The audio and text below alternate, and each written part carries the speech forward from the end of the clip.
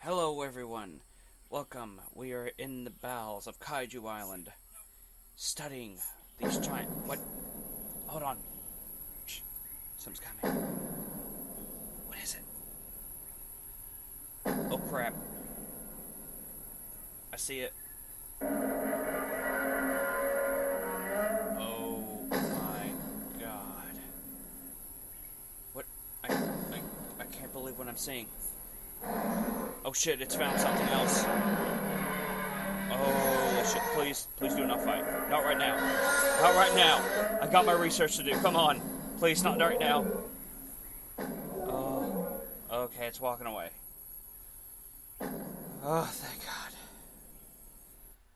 This is Kaiju Review for you. Oh, God. It is cold out here. It is 9 o'clock down here in sweet Barboursville, West Virginia, and it is 38 degrees right now. It is a cold November 1st, and for everybody else with me at this late, for Kaiju fans, hopefully you went and saw Godzilla 2000 Millennium. And this was the first time we got the Japanese edition, like the original subbed edition, like over here in the States. Like they did a Fathom event, and I can't wait for the next one. But this was fantastic. It was a breath of fresh air to see this one. Now, I remember, like, growing up, like, when video and VHS, like, when VHSs and, like, Good Times, Blockbuster, and all these other, like, video, rental places were still alive. The one thing that I, like, always try to get my mother to rent was a lot of the Godzilla 2000 ones, because I loved Godzilla 2000, like, growing up. It was like one of the few Godzilla movies, like the newer Godzilla movies that I actually got to watch over here in the States. Because I've only saw, like, all the Showas. And I owned 2 of the Heisei. I owned Godzilla 1985, the Raymond Burr version. And I owned Godzilla vs. Biollante, which those are other 2 videos I watched a lot of. And it was so good. But Godzilla 2000, I didn't get to see in theaters as a kid. I got to see 98 in theaters, but I did not see 2000.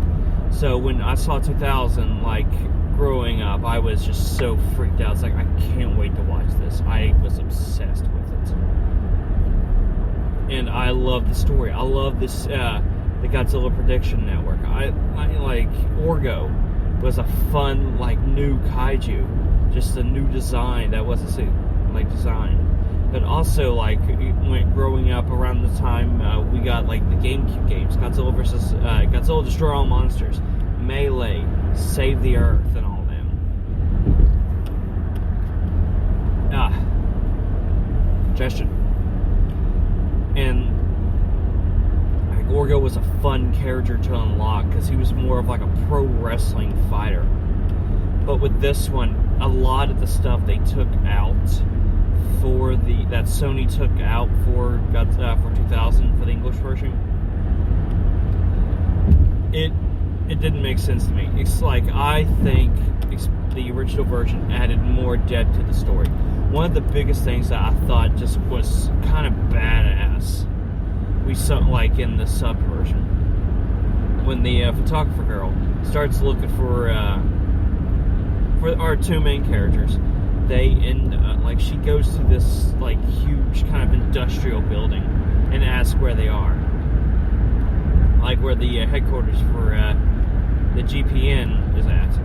Well, she goes in, and it is, like, in this attic of this, like, storage building that's out of nowhere, and, like, what I find quite cool, before she goes up the stairs, which this whole scene was cut out in the American version, there's a little sign that says,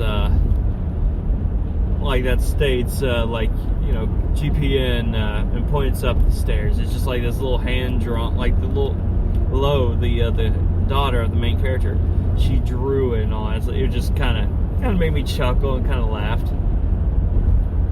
But this movie added more of what I like. I thought this was a far superior film than the American one. Yeah, the American one is a good film, like one just to pop in and enjoy.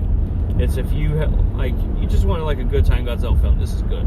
But I was like blown away with this original version.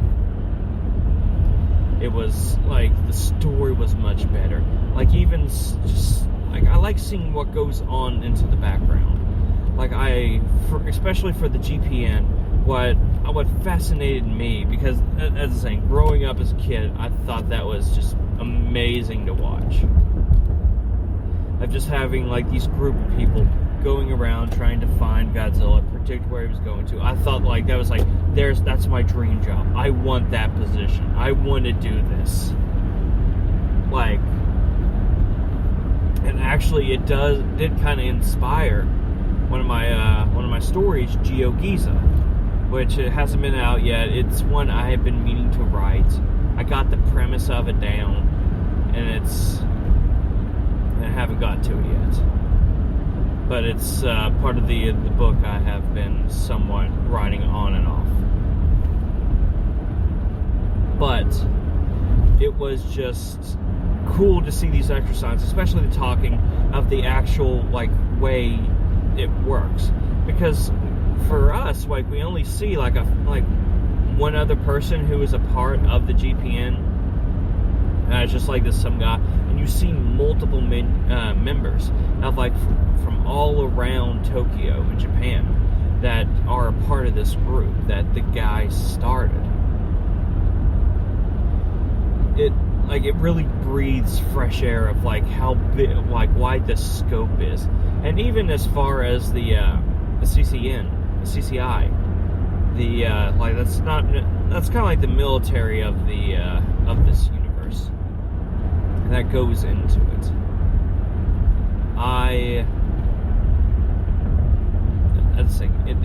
The original version added more detail that I wanted to know about. It adds a little bit more. It gives it a more wider a feel, because what drew me to the American Godzilla as a kid is they portrayed it more as an action movie. Just like, especially like, late 90s, early 2000s, cool action, explosions. Like, it was radical cool of the era. Especially, like, because this was one of the first CGI Godzilla movies. And you get, like, and it blends in a lot better than what they did with the American version. Because the American version, they tried to up the detail and all that, and you can easily tell a good chunk of the stuff is fake because they use the HD rendering, and it kind of took away from the movie. But like watching the original version of it, it's like take away the high definition, and it was more believable to see. Like, I thought it was more intriguing. It was a better look to it. Yeah, it's like, even as fake as the UFO was, you can easily tell it was fake, but at the same time, it was, I'd say, like, it wasn't as bad. It wasn't as shiny as they make it out to be in the original, like in the American version. But also, I am doing this while driving, and traffic is starting to get a little crazy.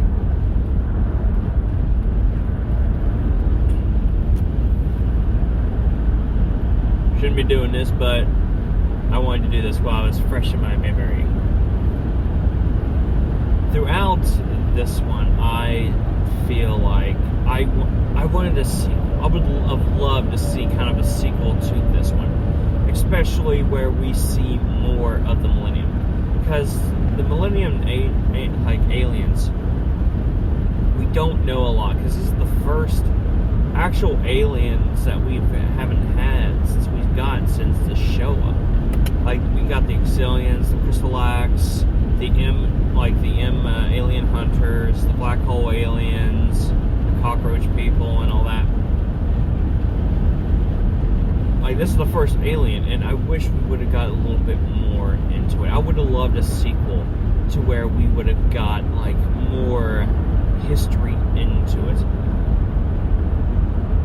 Especially when we get into Generator G1 and see, like, just how they look in Orgo himself. I would have loved, like, another, like, a sequel going more into depth with it. And to see kind of like an on-scale invasion of it, kind of, because, like, they did something similar with, for anybody who's seen Final Wars, like, I would have liked to see this expand into, like, more of a discovery of what Godzilla is, and the aliens come to take over and to fight, and we happen to learn more about Godzilla to fight these aliens. But it was fun to watch, and I was really hyped about this one. Like, I didn't get a chance to see Tokyo SOS because of some problems. Like, I ended up having to leave the theater early. Like, right when it's starting, I had to leave the theater early due to some problems. But I can't wait to see the next one. Hopefully, I would like to see the original version of Godzilla vs. Mechagodzilla and Godzilla, like, GMK. I would love to see GMK. I think that would be a very cool one to bring in. I would even go as far as just to do Rebirth of Mothra trilogy. Do, like, kind of like a monthly thing, especially because a lot of theaters are playing giant monster movies now, and other theaters are starting to get more, especially in the month of October, and where this is also, like, we got 2 days till Godzilla Anniversary Day. And I really do hope we get to see more, and I hope that Toho will kind of wise up and think, like, we're getting, like, every time we show a Godzilla film, we're getting more people into it, and it gets more people hyped up into, like, into Godzilla, especially where we got, like, minus one coming out here, like, within a month, and I'm going to be traveling for that one, so hopefully my co-host for Kaiju, Kevin, will both of us will be able to go see that together and give you a review on the way back. Oh, there's a car wreck. Oh no. Oh. Big van.